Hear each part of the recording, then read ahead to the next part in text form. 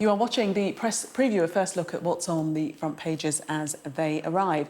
It's time to see what's making the headlines with the journalist and broadcaster, Jenny Kleeman, and the deputy editor of ConservativeHome, Henry Hill. They'll be with us from now until just before midnight.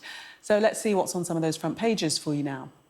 Well, the Eye hears that the Office for Budget Responsibility has told Liz Truss that if she becomes Prime Minister, she won't be able to implement the tax cuts she wants to because they'll cost billions of pounds more than the government has at its disposal. The Guardian reports that bonuses for the bosses of water companies went up by 20% last year, even though they failed to meet targets on sewage pollution. According to The Star, some pensioners are finding it's cheaper and easier to rent property in Spain than it is to face the cost of living here in the UK. The FT has word of Ms Truss's plans to overhaul city regulatory practices if she gets the top job. Amid hosepipe bans and reports of sewage on beaches, the Metro rails against water executives who between them have banked nearly £25 million in the past year. The Telegraph carries analysis suggesting that delays to medical treatments because of lockdown may now be responsible for more deaths than the current level of fatalities from COVID itself. With the story of an 87-year-old man who had to wait for 15 hours for an ambulance to arrive while lying under a makeshift shelter, the Mirror asks what has become of our country. And The Sun reveals that the Queen's granddaughter, Lady Louise Windsor, has got a job in a garden centre. And a reminder that by scanning the QR code you'll see on screen during the programme, you can check out the front pages of tomorrow's newspapers while you watch us. And we are joined tonight by Jenny Kleeman and Henry Hill. Welcome to both of you. Let's start with the Metro and water bosses. Their headline, Feeling Flush. Take us into this story, Henry.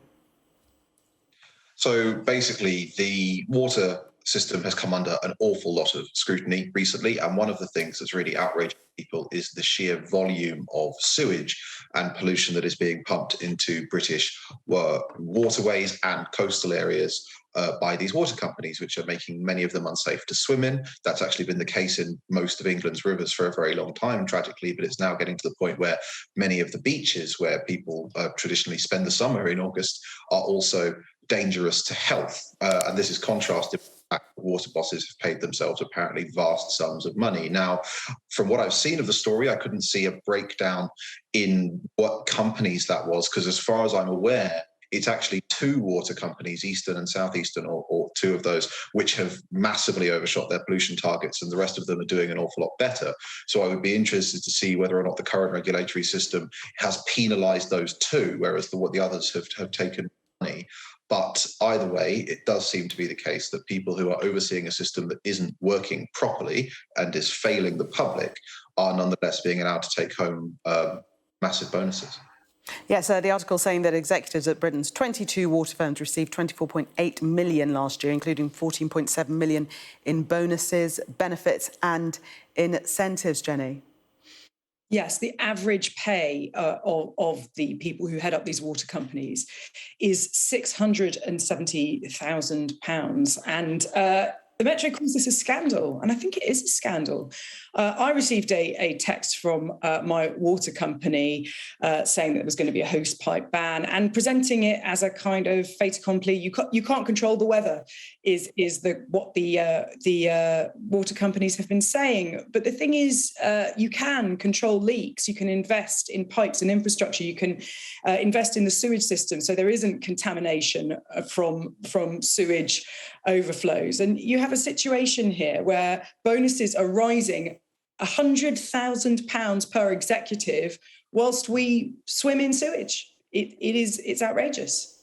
Yeah, they quote Liberal Democrat environmental spokesman Tim Farron as saying that hosepipe bans could have been avoided this summer if these water company CEOs bothered to invest in their rusting pipes rather than stuffing profits in their pockets, making it abundantly clear his thoughts on the matter. Let's move on to The Guardian. And the same story, the water bosses' bonuses going up by 20% amid the pollution. And what will irk many people reading these headlines is that while their water bills are going up, the companies are wasting so much water, we read, Henry. Yeah, I think it's actually important, though, to remember that it's not just the companies that are at fault here.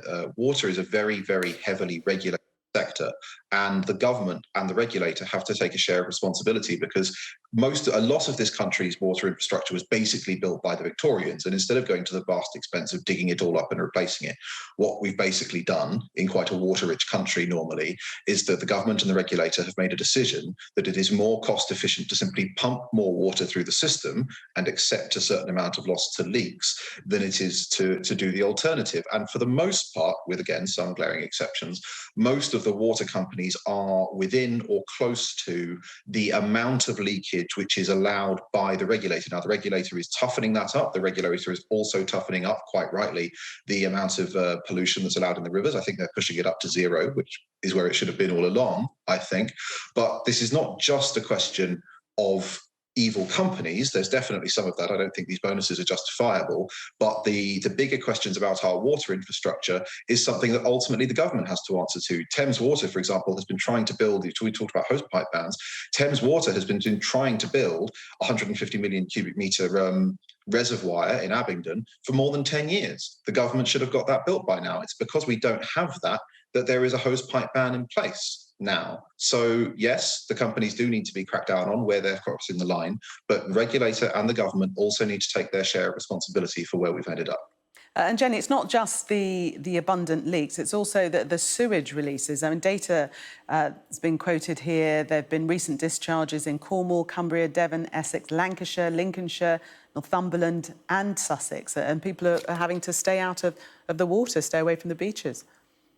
At a time of year when so many families are going to the beaches. I was in Cornwall last week, on a beach that is now full of human waste. It's absolutely disgusting. And even though the bosses of the water companies are saying, you know, what is going into the sea might be 97, 98, 99% rainwater, I bet they wouldn't want to get the 1% of whatever it is in their faces. It's completely outrageous. It's, as Henry says, you know, it may be that a certain number of leaks are allowed. It may be that this sewage overflow is the system that's allowed to happen under our current regulation. But what does that say about the way that we organise ourselves? That we build in massive amounts of waste at a time where there is water shortages all over the world, or we accept that there's going to be sewage floating in the water a certain number of times a year. We should be better than this, and we should be investing more and not allowing the bosses of these companies to have pay increases of over £100,000 a year whilst we swim with faeces. Henry, let's move on to another story in the Eye, and it looks as if Liz Truss becomes Prime Minister. She's going to be told that there's not going to be enough money to carry out everything that she wants to do. Yeah, this has been one of the big question marks facing Liz Truss's leadership campaign for the Conservative Party from the beginning. Her whole pitch, in contrast to that of Rishi Sunak, is that she wants to go really aggressive on tax cuts, tens of billions of pounds worth of tax cuts, which she says will stimulate growth. Now, she's received a lot of pushback from that, from people who are arguing that they're inflationary. But there's also just the simple fact, as the OBR says, that the government doesn't have the fiscal headroom to deliver these tax cuts, plus the various public spending commitments she's made on the campaign, such as Northern Powerhouse Rail, whilst at the same time inflation is corroding all of the other government spending budgets, including things like the NHS. So she needs to be asked, are you going to borrow for this money? That's going to be incredibly expensive. Or are you going to be making big spending cuts elsewhere? If she is, she hasn't spelt them out.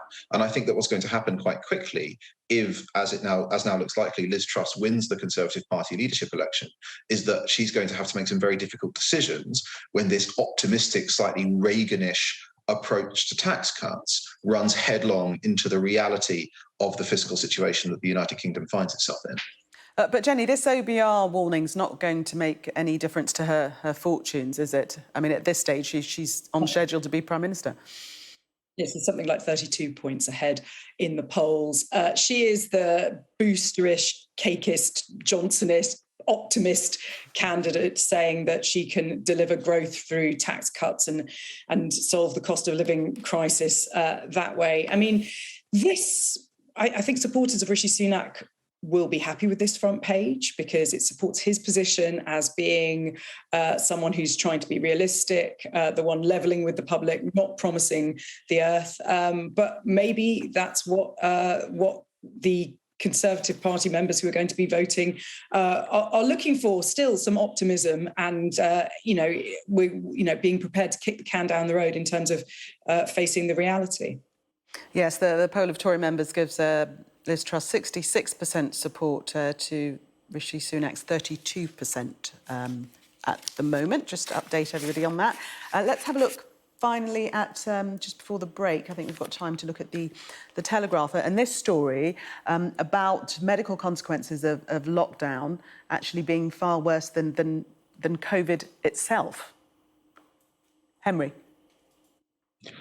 Yeah, so this is quite a slow-burning story, but it has been building up. Basically, there were obviously trade-offs when the nation went into lockdown. We didn't know the lethality of COVID-19. There were lots of at-risk groups, and so the government shut everything down and shut people in their homes and all the rest of it. Now, that did work in suppressing the virus. I think it's quite clear that it saved lives on that metric. But what we now have is a growing body of evidence that things such as delayed medical treatments, most obviously, but also just the long-term impact on people's health in terms of more people taking up smoking, more people sort of gaining weight and losing track of their fitness, and all kinds of other metrics. These are adding up to suggest that the long-term impact of that extended period of time in lockdown has been hugely damaging to the nation's health, which when you think about it makes perfect sense. I don't think anybody would have said that locking people up for 2 years or the best part of 2 years would have been good for them. But this obviously, what's done is done, but it does raise a question of if we have another pandemic or if we have a resurgence of another variant of COVID-19, with this information to hand, is it going to change the decision that ministers make and that public health experts make? Because previously we didn't know either the lethality of COVID or really what the consequences of an extended lockdown would be. Now that we are getting a better picture of what both of them look like, the question is, next time, do we do the same thing again? And the more of this evidence that comes up, the stronger will be the case for doing something else. Yes, and the stats showing that 1,000 more people than usual are dying each week from conditions other than coronavirus, Jenny. Yes, I mean, the Daily Telegraph is looking about delays and deferment to treatment for cancer, heart disease and diabetes. But there was a report about a month ago about levels of excessive drinking linked to the pandemic and how we're going to be seeing excess deaths for years to come because of this. Look, lockdown worked. We know that it worked, but it will take a generation to work out. I mean, it was a hammer that cracked a nut. We need to work out how big a hammer was necessary. It was a very big hammer. Perhaps we could have had a smaller lockdown and saved some of those excess deaths. But you have to go back to the vision that we had in 2020, which was not the vision that we have now. Now we know that a vaccine could be developed. It was developed quickly, and that there was a light at the end of the tunnel. Back then, we had absolutely no choice but to keep away from each other. But yes, it will take a generation to see whether or not the damage from lockdown was greater than the potential damage from COVID. Indeed. Jenny and Henry, thank you very much for the moment. We are going to take a break coming up. Would you use a self-driving car? Apparently you may soon have the chance on UK roads. We'll be discussing that next.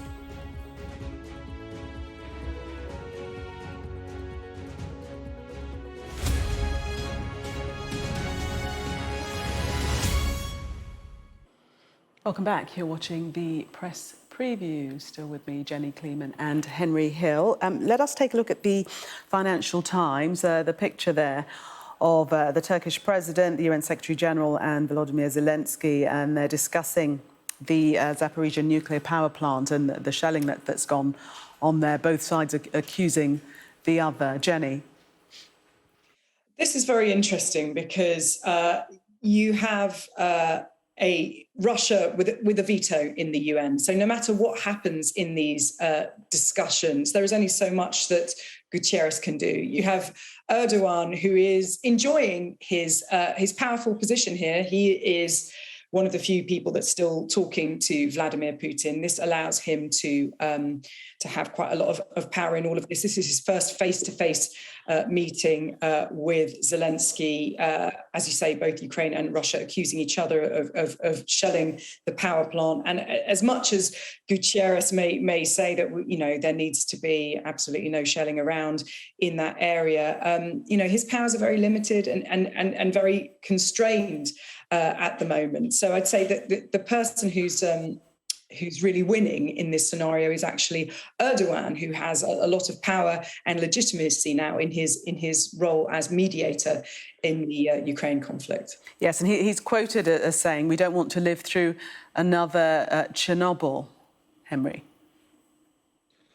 Yeah, well, I think one of the signs that 2022 was getting off to a really bad start was in February, when a Wikipedia entry called "The Battle of Chernobyl" appeared for the first time. That was when Russian forces occupied the power plant, and it seems they've done so again. And there have been allegations, effectively, that what they're doing is they're using the plant as a shield by launching artillery attacks from the site.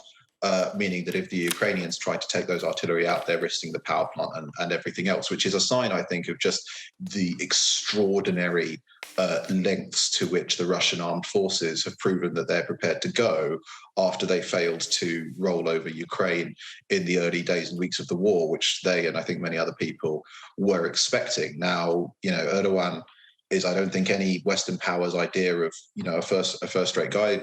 Turkey, his regime in Turkey is problematic in many respects, but he does now have an extremely important role to play, because he is one of the people who's still talking to Putin. He's actually still buying an awful lot of Putin's oil. Turkey is a big gap in the sanctions regime that the West has set up to try and cripple the war effort. So it's important that we say that when he poses as a peacemaker.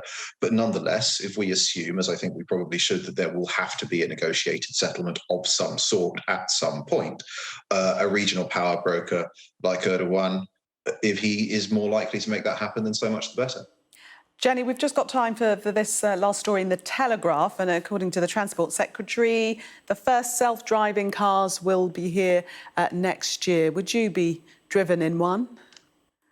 Well, it's not what you think it is, Gillian, I hate to say. There's a lot of hype about self-driving cars. These particular cars would have automatic lane and speed control. So it's not the sort of thing where you lie back with your feet up, watching a movie whilst you're being driven around. The thing that really interests me about this coverage is that the Law Commission has drawn up proposals whereby drivers, they're not called drivers, they're called users in charge, would not be prosecuted for careless driving or for speeding or for running a red light if their car did it.